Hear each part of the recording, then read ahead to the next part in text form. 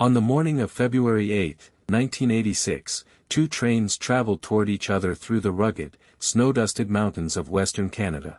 The air was frigid, biting with the promise of a deep winter day. Both crews, seasoned professionals navigating familiar territory, had clear signals displayed before them. Green for one indicated an unobstructed path. Red for the other was an unambiguous command to halt. According to the meticulously designed, multi-layered safety protocols of the Canadian National Railway System, both trains were precisely where they were supposed to be, their positions tracked and managed with precision. Yet, within mere minutes, this intricate dance of steel and schedule would culminate in a cataclysmic head-on collision at full speed, a violent meeting of unstoppable forces. When the first responders arrived, and later, when investigators from the Foisy Commission meticulously examined the mangled wreckage and the voluminous operational records, they uncovered something deeply disturbing. This was a paradox that defied logic. Nothing had, by conventional measures, failed. There was no signal malfunction, no flickering light or crossed wire. There was no mechanical fault in either locomotive, no seized brake or engine failure. There was no external interference, no sabotage or act of nature to blame. The impossible question that emerged from the twisted metal and shattered glass was not how the crash had happened, for the physical mechanics were brutally clear. The question was why an experienced crew apparently did nothing to stop it when the critical warning signal was in plain sight, glaring red against the pre-dawn gloom.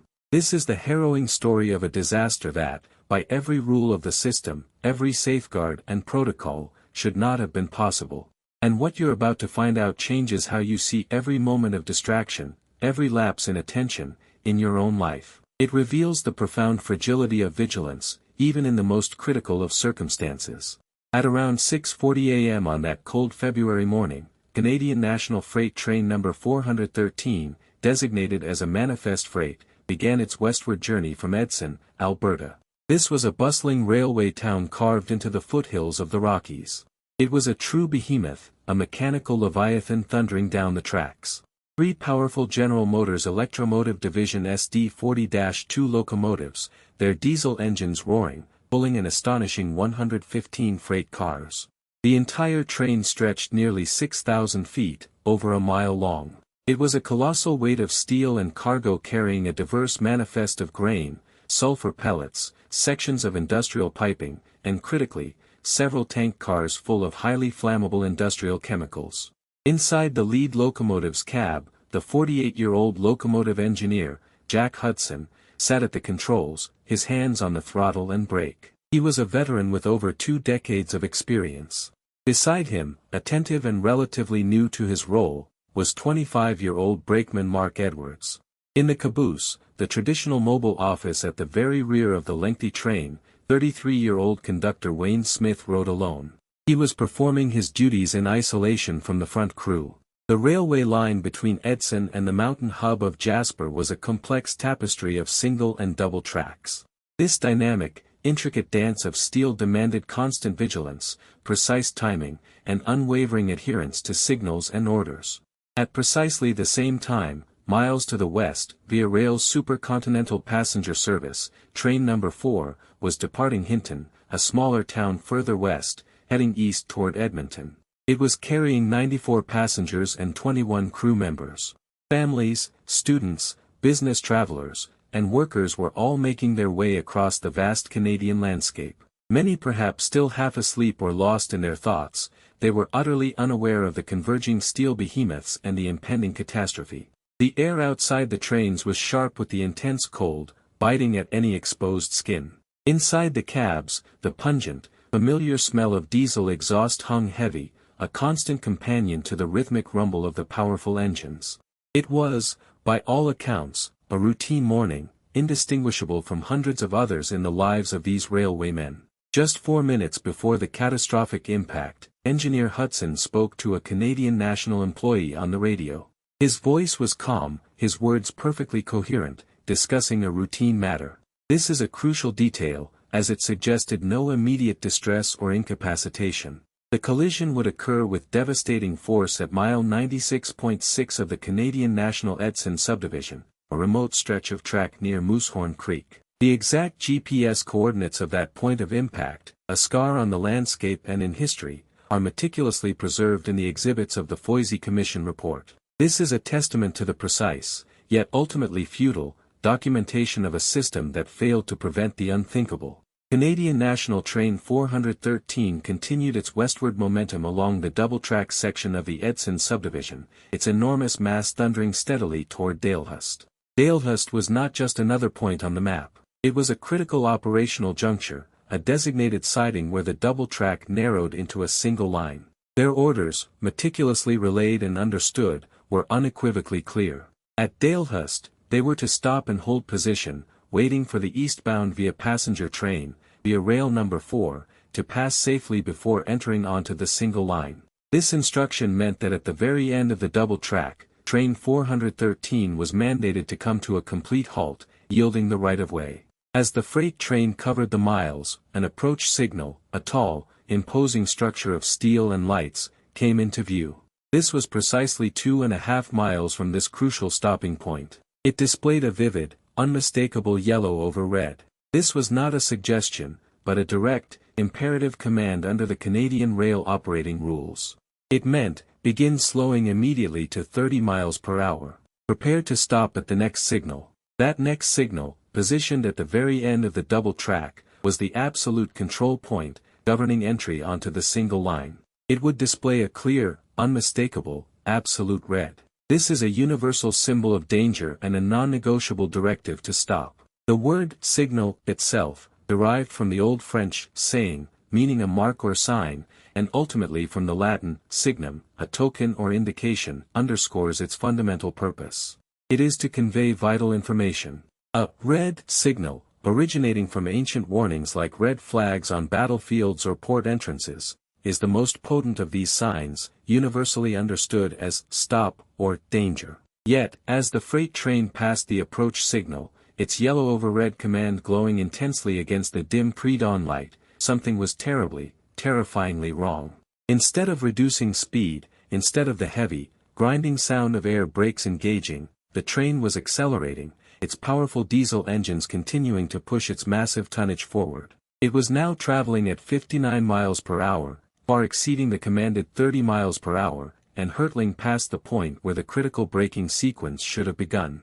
The rhythmic clatter of the wheels on the rails, the subtle sway of the cab, the constant hum of the machinery, all would have been familiar, routine sensations. Yet they were now carrying the crew toward an unseen precipice. So why, in defiance of a clear, explicit, and universally understood signal, did an experienced crew appear to do nothing to avert the impending disaster? Every safety mechanism seemed to be in place. The objective facts of the signals and the train's speed stood in stark, horrifying contrast to the expected actions of trained professionals. Here's what most people don't realize. The crew, in that moment, may not have been doing nothing, in the way we understand it as a conscious act of omission. Instead, they may have been actively engaged in doing something that was profoundly and tragically wrong, yet felt entirely correct to them at the time. The human brain is an incredibly complex predictive machine, constantly processing sensory input and matching it against learned patterns and expectations. In a routine environment like a train cab, especially during long, monotonous stretches of track, the brain often anticipates what it expects to see. It does this rather than meticulously verifying what is actually there. This phenomenon, known as expectancy bias or confirmation bias, means that if Engineer Hudson, perhaps due to accumulated fatigue or a momentary lapse in attention, expected to see a clear signal, his brain might have subconsciously filtered out or reinterpreted the actual yellow over red. It might have seen the absolute red signal as something benign, or even green. He could have been seeing the signals, but not perceiving their true meaning, or perceiving an alternate, incorrect meaning. The monotonous drone of the engine, the subtle vibrations of the massive train, the dim, familiar glow of the control panel lights. All of these contribute to a state where conscious processing can diminish. The brain, seeking efficiency, relies on shortcuts.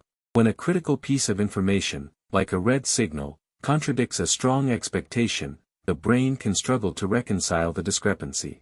Sometimes it even overrides the objective reality with its internal model. This isn't a deliberate act of negligence, but a profound vulnerability in human cognition. The very mechanisms designed to make us efficient can, under certain conditions, lead us astray. The silence from Brakeman Edwards, another pair of trained eyes in the cab, further compounds this, suggesting a shared or unaddressed cognitive lapse. This profound disconnect between objective reality and subjective perception transforms a simple, doing nothing, into a complex, active process of misinterpretation. It turned the crew into unwitting participants in their own error. The Foisy Commission, tasked with unraveling the mysteries of the Hinton disaster, delved deeply into these human factors, concluding that the failure was not merely mechanical but profoundly psychological. One of the most significant contributing elements identified was vigilance decrement and fatigue. Engineer Hudson, a veteran who had worked extensively, was operating under the burden of chronic sleep deprivation and an undiagnosed sleep disorder. The Commission's report highlighted that Hudson had been working long hours, often with irregular rest periods, a common practice in the railway industry at the time. This cumulative fatigue is not just about feeling tired. It severely impairs cognitive functions, including attention, reaction time, and decision-making. Imagine trying to process complex information with heavy eyelids, your vision slightly blurred. Imagine the constant battle to keep your mind sharp against the insistent pull of sleep. Such a state can easily lead to task saturation or, conversely, automation complacency. In the routine of a long haul, periods of low workload can lull operators into a false sense of security. Vigilance drops, only to be overwhelmed when critical information suddenly appears. The rhythmic clatter of the wheels, the unchanging scenery, the quiet hum of the cab, all could contribute to this state, making it harder to snap back to full alertness when an urgent signal demanded immediate action. Furthermore, the concept of cognitive tunneling or attentional capture likely played a role. The crew might have been fixated on an internal conversation, a procedural detail, or simply operating under a strong, incorrect assumption about the track ahead. This caused their attention to narrow dangerously, filtering out the very signals demanding their response. In this state, the red light wasn't invisible. It was there. It was simply not processed as real. And that distinction makes all the difference. But the Commission found something even more unsettling buried in the toxicology report. Engineer Hudson's blood contained diphenhydramine, the active ingredient in common over-the-counter cold medication, at nearly 4 times the normal therapeutic dose. Diphenhydramine is a sedating antihistamine. It causes drowsiness. And here is the terrifying part, it does so without the user feeling drowsy. The person taking it feels fine, feels alert, feels like they are managing perfectly well, right up until the moment they aren't. Hudson may not have known he was impaired. He almost certainly didn't. He had taken something to treat a cold, something millions of people take every day without a second thought. In doing so, he had silently and invisibly compromised the very faculties he needed to keep 115 people alive. This is not human error, in any meaningful sense. You cannot error your way through a decision you are pharmacologically incapable of making. The Hinton collision killed 23 people and injured 95 more. Canadian National Railway's first public statement used 2 words, human error. And in the decades since, those 2 words have served as a kind of shorthand for a story no one really wants to examine too carefully.